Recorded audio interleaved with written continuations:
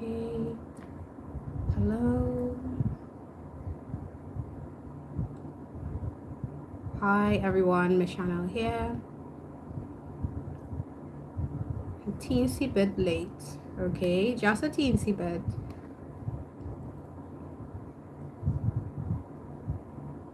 Just making sure everyone is here and that I'm recording. I think I am. All right, so guys, welcome. I'm going through some random tips for Cape Comms. Comms is Friday, Thursday. My goodness, right? Scott CSEC English A Friday, right? But we're talking about you guys, Cape guys, pre-university, and you're dealing with comms. So what I'm gonna do is I'm kind of fresh off a solo session with one of my students, and we are at a really good place where we're just discussing past questions because her writing is pretty good. So let me just insert this absolutely important disclaimer in case you're not aware. Based on the rubric for the exam, this is still highly a writing exam, so please be mindful of your grammar, punctuation, paragraphing. Those fall under language or expression marks. Please also be mindful of whether you're using the same tense throughout, also falls under expression. Please be mindful of having intro, body, and conclusion. That will fall under organization. It's very important. Intro, body, conclusion. And when I say body does not mean one paragraph for the body. Body often means more than one paragraph. It's going to be up to you in terms of the paper and how the question comes for every single module to determine what you put in your body. I like how for the exam, I like how, very, very Creole, guys. Ooh. I like the way that they're bringing the questions with in bullet form. So when you look at the question in the bullet form, when I say bullet form, bullet points, okay, the bullet points, they listed, you know what you're going to work with. So I'm going to use the May 2023 paper as an example.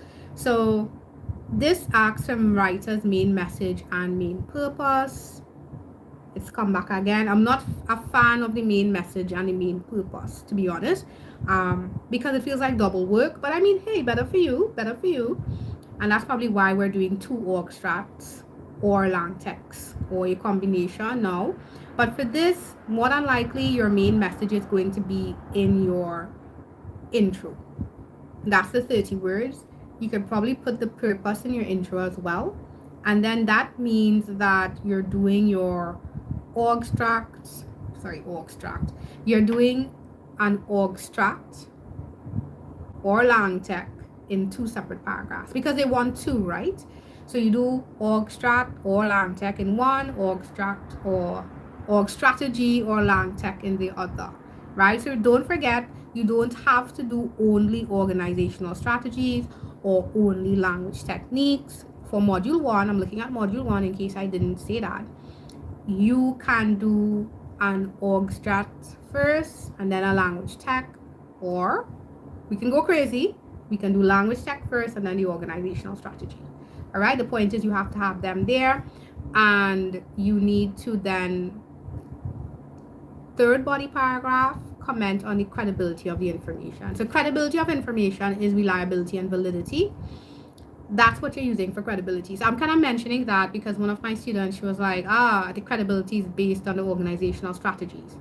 Credibility is not based on organizational strategies. It's based on validity, reliability. Is the information valid and authentic? Is it true? Is the information reliable? All right. If you're confused about the terms organizational strategies, language text, credibility, reliability, validity, I recommend Collins' textbook. All right, we're very close to the exam, and again, this is still majorly a writing exam, so I don't think it's any harm if you go to the Collins textbook or whatever textbook you've got to use. Collins is still the best. I'm so sorry, I love Collins. in terms of information and just pulling information. That's why I like the Collins textbook. It's no harm to open that textbook and look for the information and make it make sense. Because comms is hard. Comms is not hard because it's hard. Comms is hard because it's really new. A lot of new information. You have to change how you think about language and communication. And comms seems to be a subject that a lot of people have trouble explaining for a lot of different reasons. Okay, so you may not be feeling very confident, although it's 2 days before the exam. What I'd recommend is go to your textbook, especially if you're doing past papers, and look for these terms, look for these examples based on whatever question you get. Make your life a lot easier, right? I would say as a tip, based on what I've seen that have come for module 1 in the last couple years meaning this newer syllabus we are on. If you're not familiar with it, any question before 2019 is crazy. I was just doing module 2 questions with one of my students, and she was like, wow, I thought 2023 was bad, but what they had to work with in the previous years was crazy, because I actually have to modify the questions if we're looking at anything older, because they don't seem like the same questions you get now. All right, so you may not like how I've said that, but yes, the questions now are presented. Yeah, what I'm saying, presented. The questions that you get now from like 2019 come forward, they are presented in a way that's a lot easier to respond to than the craziness that they used to bring before. So again, module 1, you tend to get a lot more expository / argumentative / persuasive work. They used to bring narrative. They no longer bring narrative. So if you've got Collins' textbook, there's a section where they literally have organizational strategies and language techniques. They call it modes of operation in that book, listed for each type of discourse. You're not sure what discourse is. Okay, so discourse is basically categories of speech and categories of writing. All right? If you go back and flash back to CSEC days, you had a summary and an argumentative, and you had a short story. Summary was expository, facts. I know, crazy stuff. Argumentative was facts with a clear point that's presented but without a huge bias. And short stories were narrative. They're all 3 different types of works. Again, Collins, hey, I'm very biased towards Collins. All right, so normally you get more expository, argumentative, persuasive. Go check those categories. It's very, very helpful. It means that, especially in terms of language technique, a really good category or to use for language technique is presence of tone, whether if it's neutral or non-neutral. 2023, what one is this one? This looks, oh no, it says I. Ooh. Once you see something written in first person, we're probably not going to be neutral. All right, so I have actually not gone through the 2023 too much because I only got it last week and I didn't even realize the student sent it to me. I thought she sent homework. But once you're looking at first person tends to make us much more partial in our presentation, so there's probably going to be a particular tone. Another great lang tech is precise language. What type of language is it? Is it precise or is it figurative language? Right? I'm giving you lang tech because I know a lot of people kind of have trouble with the language tech, because I don't know if this happens to everyone. One of my students for this year, she was telling me that she was giving me metaphors and similes and chronological time order for a very expositive type of work, and all of those things were for narrative. right? I think it was 2021, the one where they're talking about the 2021 is where they're talking about choosing a career wisely. Yes, that particular one. And she had done so much work on narrative, I'm assuming, right? So I don't know if some of you have done a lot of work on narrative, but narrative in this exam only comes in module 2. Narrative work, based on the last couple of years, narrative work does not come for module 1. They stopped bringing narrative for module 1. So if you're only looking at narrative stuff for module 1, I really recommend that you start looking at the argumentative expository stuff. Even when you're looking at persuasive work, persuasive may have some elements of argumentative and expository type discourse, because what persuasive does that's different is persuasive makes use of emotion. So that's where you look under narrative, right? But again, whether you have any of those types, the type of language, if it's very precise language tends to work with expository and argumentative. You're getting a lot more dictionary definition terms, you're getting a lot more jargon. Yes, jargon is okay to use, especially if it's a very technical piece. If you're reading a piece that's written by a scientist for scientists, you should have jargon, all right?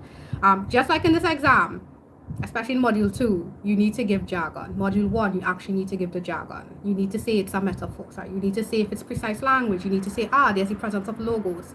You need to use those terms. You need the jargon, right? And you can't use jargon in this exam because the person's marking the paper should know what you're talking about. It's in the exam, it's in the content, right?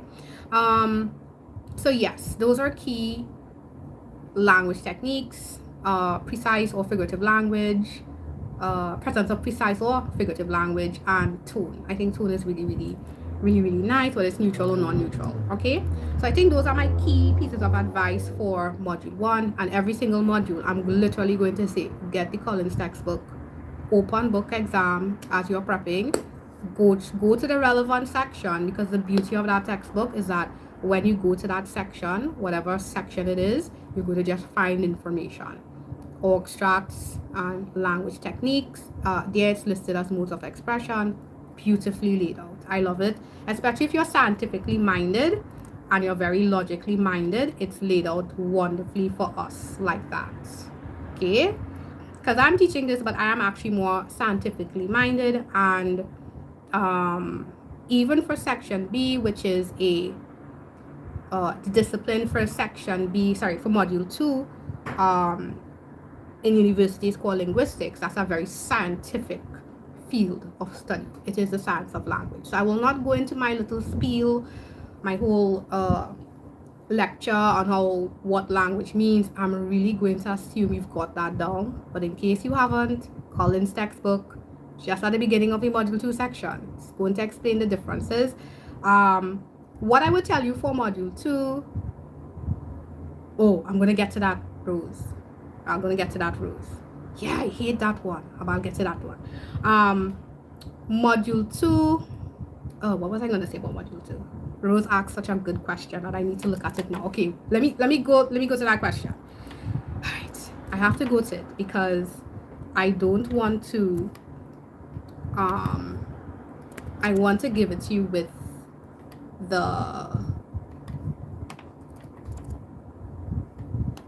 because it's so funny. It appears in both. I think evidence appears for both. So when it comes to, hold on, I'm just going to, you can use presentation of evidence. So not just statistical data, any type of evidence. Yes, it can be considered an organizational strategy. So you can use it for organizational strategy because organizational strategy is about how you organize the information. All right, that's what it is about. So yes, you can use presentation of evidence there, especially if it exists to strengthen a point or to weaken an opposing point. It will work for organizational strategy. All right, so it can work for organizational strategy. Definitions also work for organizational strategy. Illustrations and examples also work for organizational strategy, because it's all about presenting information to support an argument or a concept or a theory. So they can all work, right? Again, org strat is about organizing the information. On that point, please do not say that intro, body, and conclusion is an org strategy. I don't know if any textbook has it. I don't like that, because you're writing an essay. You guys are pre-university. Academic writing dictates you should have an intro, body, and conclusion. All right? So that's like saying, oh, I wrote in sentences. Yeah, you've got to write in sentences. So don't use that. What you might have to look at if you wanted to, and I know org strats a lot, would be, is it cause and effect? Is it a cause and effect essay? Is it a classification essay? Is it comparison and contrast? That's where you would want to go to, right? So B. Rose also asks, is it a language technique? It's also listed under language technique. Listen, I don't know why. It's in the textbook, okay? But it's also listed as language technique. Again, it depends on how you present your information, right? Remember, you're the one who is writing the essay, okay? So if it is, you tell me evidence is there for an organizational strategy, you're supposed to explain how it is better, how it has helped organize the information. No, sorry. How the author has better presented his information in a more organized way so that the reader can understand it. That's a mouthful, right? But you can also use it for language techniques, and there are 3 key factors based on Collins, and it's facts, statistical or historical data, which means that you can use like dates and stuff, as well as expert opinion, right? And it works here because you're using I hope I'm going to say this in a way that makes sense, because it seems like a fine line, right? It's like, why are they in both categories? But it's like you're using you're adding credibility to your work because of the type of discourse. I hope that makes sense. So the fact that you're using language, that's all about presenting the facts. The fact that you're using facts, the fact that you're using statistics, the fact that you're using quotes from experts strongly suggests that it adds to your language technique, because you're presenting stuff that falls in line with these categories. When you use facts and statistics, your stuff is automatically a bit more believable. That's why when you're looking at a piece that has actual statistical data and expert opinion, you can then go to say, oh, it's credible, because you've got that information there, right? That's why. So hopefully I helped make that make sense, right? Because it's sometimes kind of confusing because they're in both categories, just one, remember, you're just going to pick a side and go with it. Secondly, for language techniques, you still have, whether you've got precise or non-precise language. Expository work tends to have precise language, presence of jargon. If you've got jargon, then we're looking at more precise language. Presence of denotative language or dictionary terms, more precise language. Okay, and I like tone. I like neutral and non-neutral tone. It's pretty easy to argue. Good. So I'm just gonna go to module 2. Okay, and if you have any questions, feel free to comment them, because I know a lot of people are still a little confused sometimes. Like I said, this is a subject that should not actually be very hard, but it's a bonfire. I have horror stories from every year that I have taught this subject, and I'm always shocked by I'm always shocked by some of the stories I hear. And I saw a comment, and this is why I actually came on for this live. Somebody commented on one of my earlier lives where I was looking at module 3, and they were saying they did not even know what dialectal variety is, and they were saying that the org strats and the lang texts have not been explained, and they know it comes for the exam, but it wasn't even covered by the teacher, right? So that's why I'm kind of giving, again, very random tips, but I hope they give you clarity for the exam. Okay, so module 2, finalmente. Module 2 is so far your narrative piece.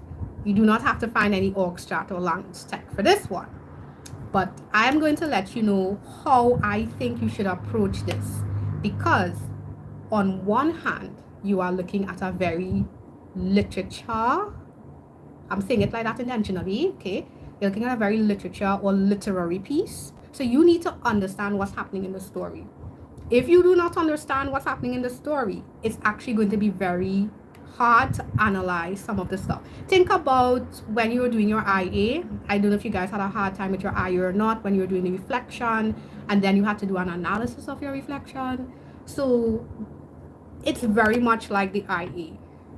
Section B is like your reflection and your response is the analysis. First off, you must read this as a story. You need to figure out who the characters are. You need to figure out what their relationship is, and it's going to be easier. Like I said, I just got the 2023 only last week. I only began to go through it this week. This question from 2023 is a little interesting. It was a little interesting, guys. It was a little interesting because it was not very obvious where the dialectal varieties were. Took me a while, all right, because register kind of confused me as well. Took me a while, but I got it. But what you want to do, you want to read it as a literature piece, and then you want to go back in, and when you look at the question, pull out dialect, pull out grammar, pull out nonverbal. First off,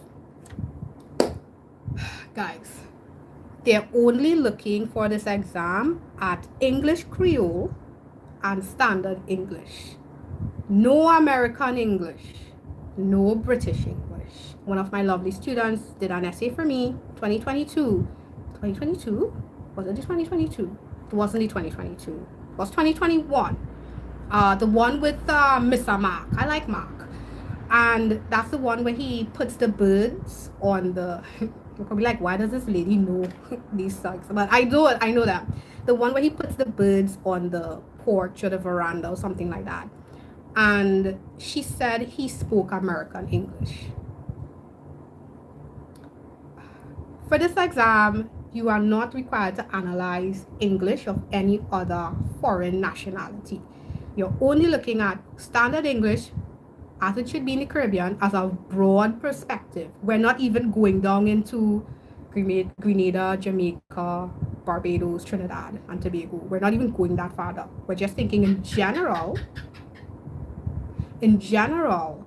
what Standard English should be, and in general, what English Creole would be. So again, Collins has that information, the technical differences really well categorized. I recommend it. It's still very general, but I recommend it. But so when you're looking at dialectal variety and they say, hey, one possible reason for each dialectal variety, more than likely you're looking at English Creole versus Standard English.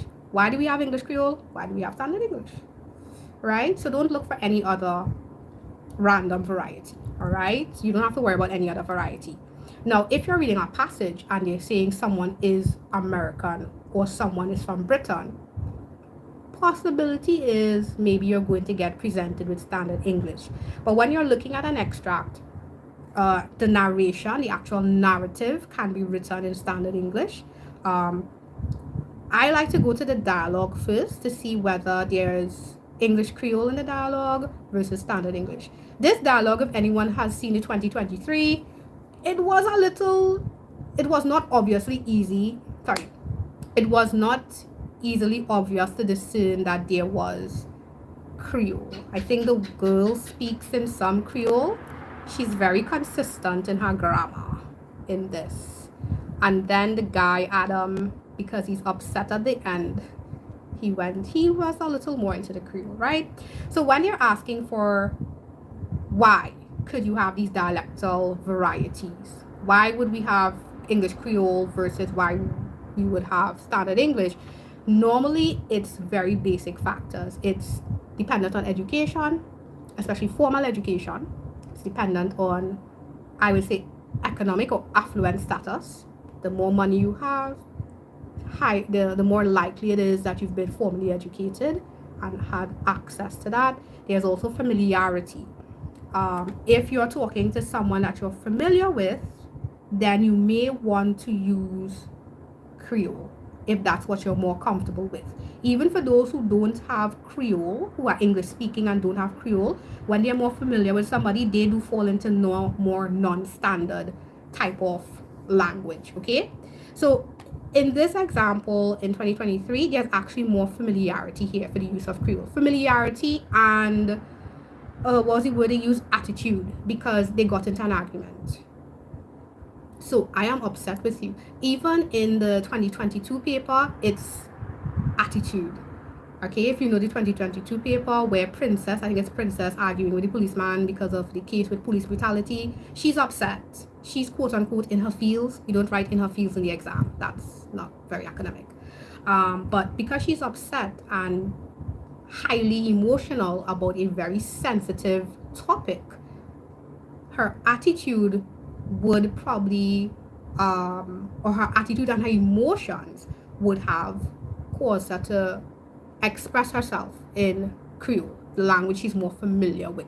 We're assuming there, right? So you're just making an educated guess based on the information, based on the clues they give you on the passage, based on the context about what should be going on, right? And interestingly enough, this is where your module 3 information helps you, because you should know what the communication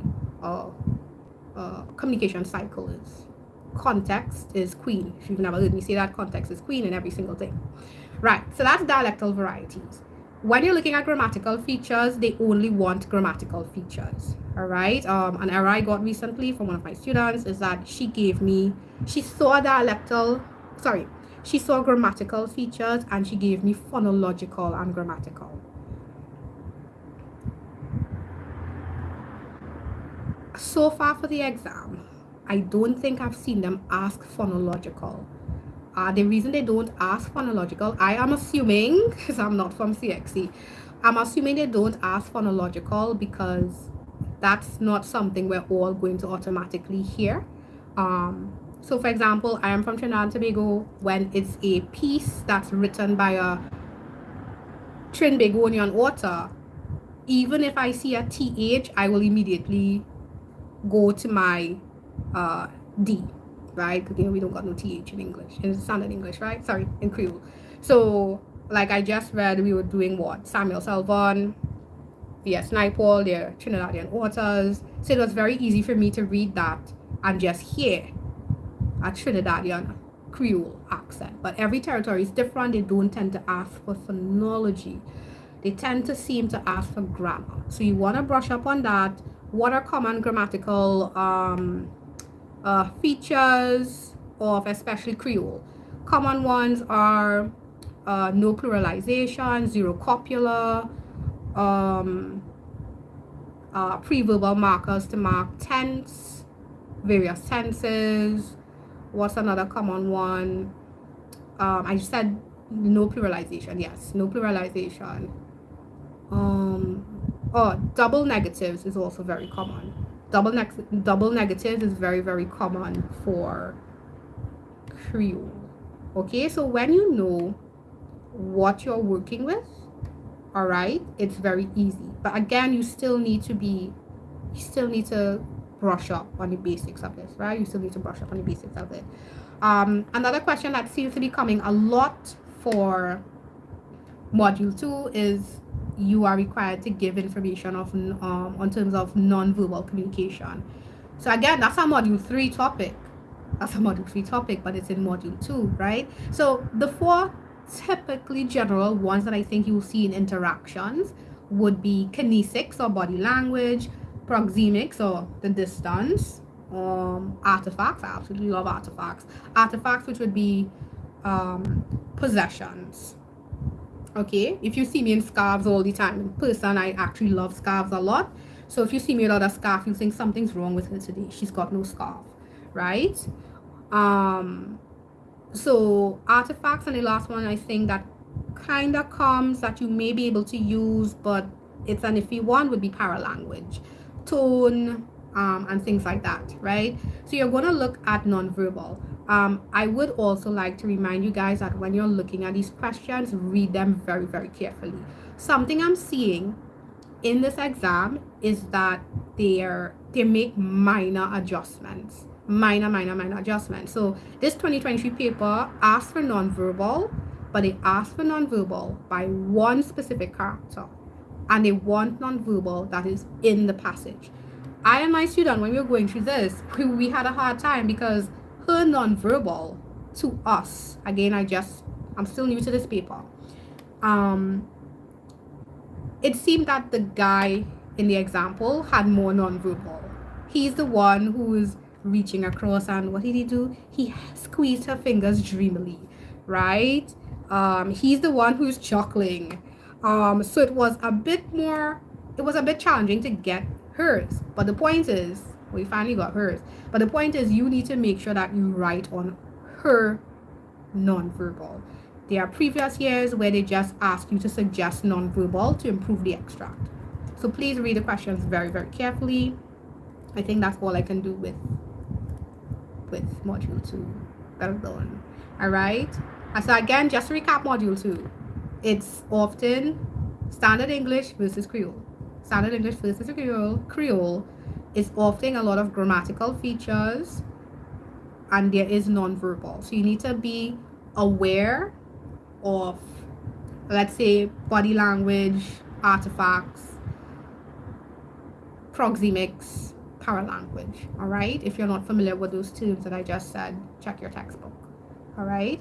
And don't think that you need to get a list of like nonverbal. You see nonverbal all the time. I'm literally doing a course on body language right now, and some of the statistics that they give, it's like that's what we use all of the time. We judge people based on nonverbal. You judge that friend because she came with a new bag. She has 5 every single day that she comes to school. It's a new book bag. It's a new backpack, and it's expensive. So you're automatically going to think, wow, she's got money to burn.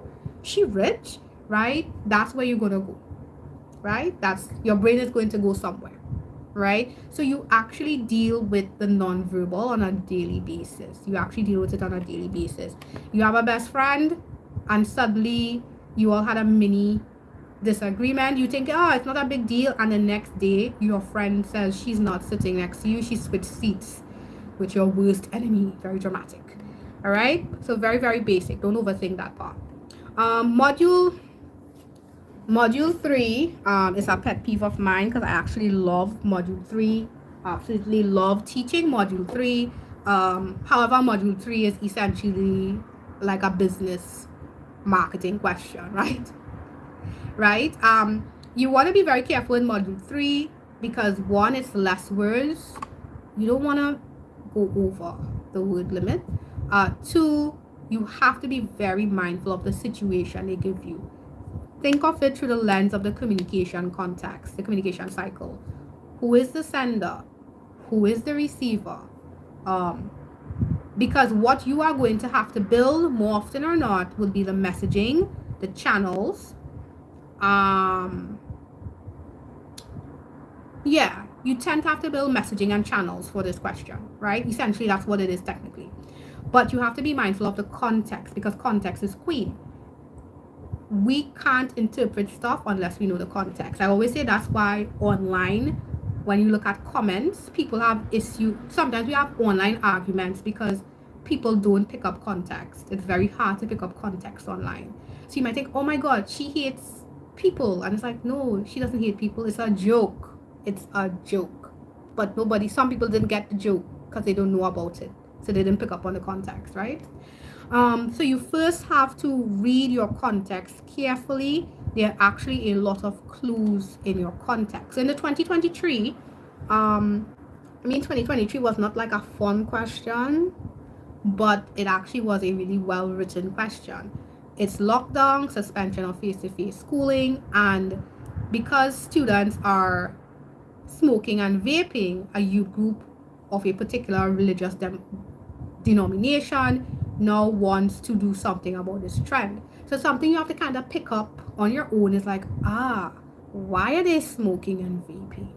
Is it because they're cool, or is it because they're stressed out, right? I know some of us don't want to go back to pandemic and lockdown, but that was such a high stress period. A lot of people who smoke and or vape it's actually a soothing mechanism. If you're doing something to soothe yourself, it means you're stressed.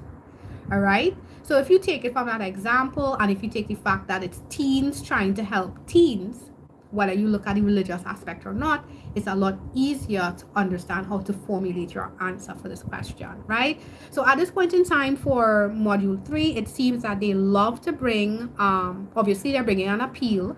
Now they're not asking you to guess what the appeal is. They're literally telling you, hey, I want logos, I want pathos, I want ethos. I hope you understand what those appeals are. I want to learn to draw. Me too, Dejeuner, but I can't. My daughter does. Let's all learn to draw. That's what YouTube is for. So if it is you're doing logos, how you write your message, how you suggest the message, as well as what the message is, has to be more logical or practical, right? Why should you stop smoking? For health reasons. Health and finance are very prosaic, mundane, nearly boring, but also very logos and practical reasons for certain not doing or doing something, right? Why you go to school? To get a job. Logos. That's very logos. It's very logos, right? They tend to be very boring, okay? Pathos, on the other hand, it's actually it's going to have an emotional narrative behind it. All right, there's going to be an appeal to emotion. So I have told some of my students that I could even take that same concept of health and let's say economic factors, and you can make it a bit more pathos by changing the language you use.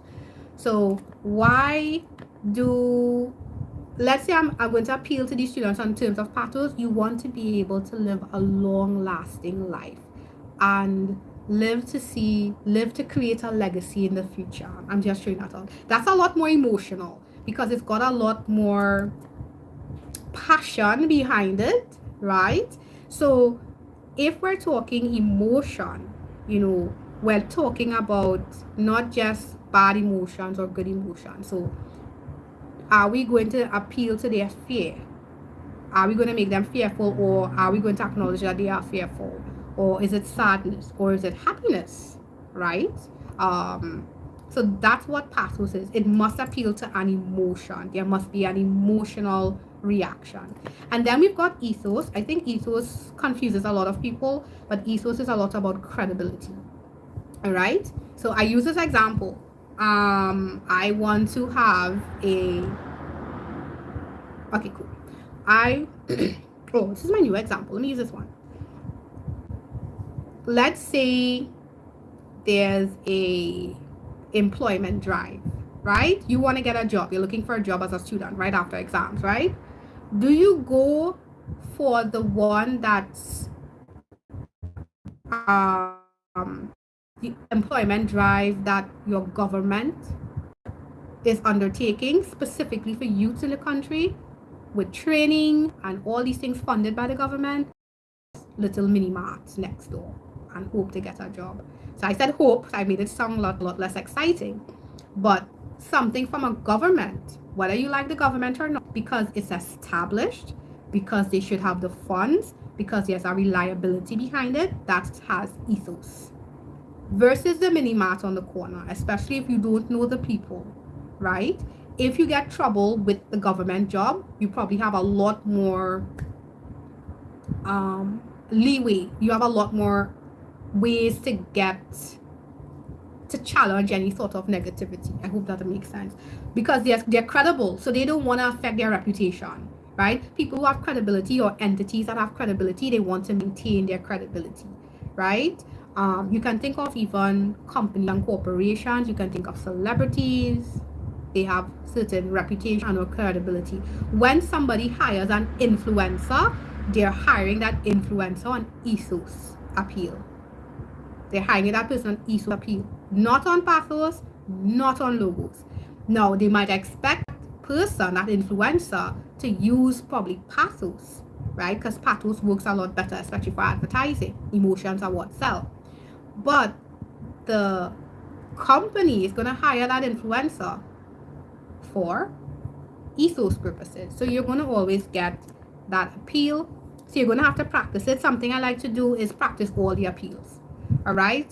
So if you're practicing it, like in 2023, they said, hey, 2 message points linked to either pathos or ethos. And I think for practice, I did 2 pathos, 2 ethos. Right? It's just practice to get your brain tuning, because you're just going to figure out the answer, right? Another thing they like to do, okay, so module 3 questions is changing a lot. For sure, you're getting, it seems, digimedia tech. They're asking a lot about digimedia channels. So when they say digimedia, they mean channels. When they say digimedia, do not give newspapers or television or radio. Those tend to be called broadcast media. That's a lot different. Even with digital radio, don't use those. Use social media, right? Use websites. And then I don't even want you to just say, oh, social media. I want you to say, is it Facebook? Are we using a Facebook page? Is it a Facebook group? Um, is it Instagram Reels? Is it YouTube Shorts? Is it going to be a YouTube channel where you're producing content and putting it up? Is it going to be TikTok? Which one? So be very specific. Just make sure it matches your audience. All right.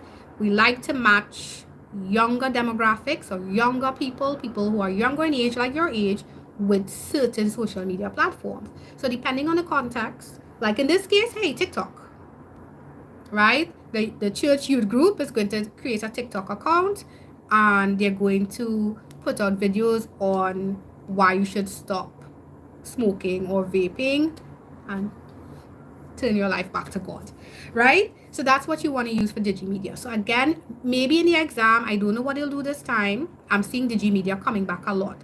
If they don't say, hey, digimedia, then it's different. Can you stop the noise? I can't. I'm so sorry, because I live very close to apparently a busy road and people are passing by, so I can't stop the noise. You can leave me out. That's okay. Anyway, so we've got the digimedia, right? Then we've got, listen, again, this is where CSEC is doing its own thing, and you have to read your questions carefully. All right, you have to read your questions carefully. So in this year, they asked, why should a youth group intervene, right? I don't think I've seen that question in previous years. I'm just going to another paper just so I don't guesstimate some of the other questions. Let me just go to 2022. Hey, 2022, right? So that's the new question. So you have to really make sure, no, I don't want that. You have to really make sure you look at the question properly. All right. So when you look at the 2022 paper, what did they ask? What did they ask?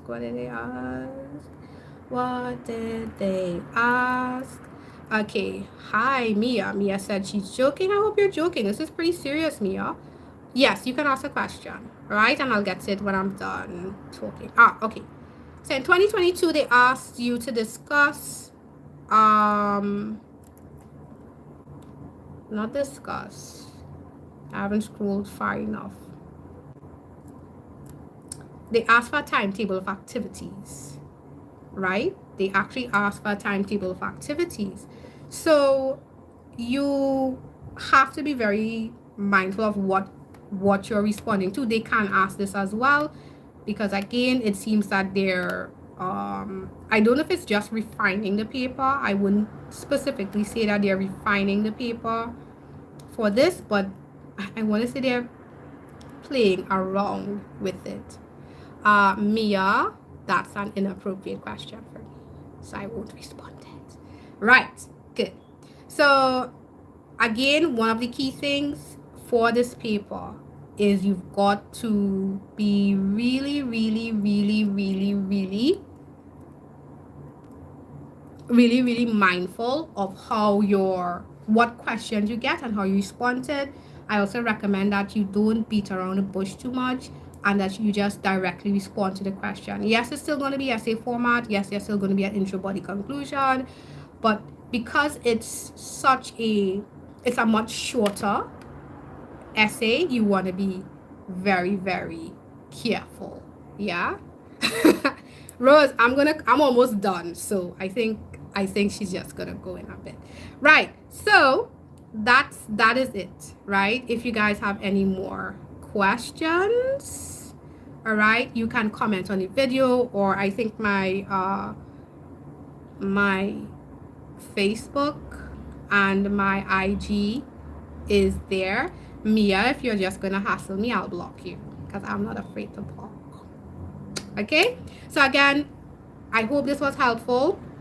If it is that you have again, at this point in time, I would really recommend that if you have to call this textbook, go through it. But if you have any textbook, go through it and try to practice writing. If you haven't written a lot, write. If it is you guys, I don't know how to do this. That's so sad. If you haven't written a lot, then write.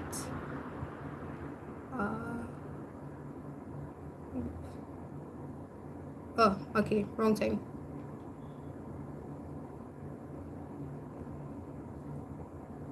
Oh, okay, cool. Woo. Okay, I think I did that finally. Amen. Right. So if it is that you haven't been writing for this paper, I really recommend you write your responses. If you've had practice writing, then you can simply talk it out with a group of friends. Talking out the questions, I think, has helped. It's been helping my students since my 2021 batch, who are absolutely crazy but absolutely awesome, and I think it really, really helped them because we didn't even do lives. We did all our questions in a WhatsApp group. It was really awesome. We did our questions in a WhatsApp group, and that is how we were all able to move forward. They crashed my WhatsApp, the 173, but they were pretty fabulous. Okay, so best of luck as always. Now, I don't like to say best of luck sometimes because luck sounds like, hey, it's random. I will say blessings, and I will say, as always, this information is sent with love and in success. You all take care. Bye bye.